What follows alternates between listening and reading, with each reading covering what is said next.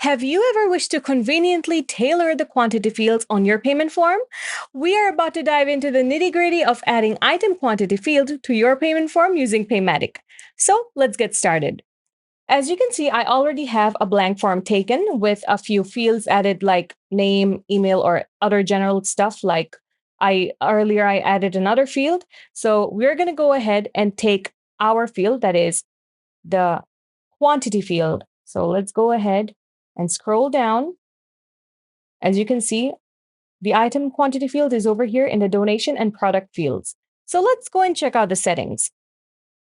So the first look that we're getting is the required button. So this button is actually here if you want to make this field required for your customers. So it's already enabled by default. If you want to turn it off, you can easily go ahead and turn it off, but we're going to keep it turned on.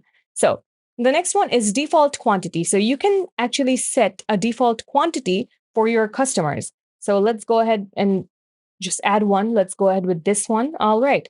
So this is like a default quantity that your customers are going to see, or it's just going to be set there. All right. So the next one is target payment item.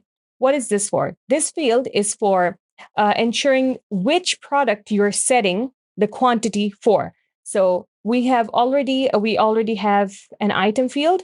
So we are going to set it for that. So we have Ninja Store. We are going to set this target payment for Ninja Store.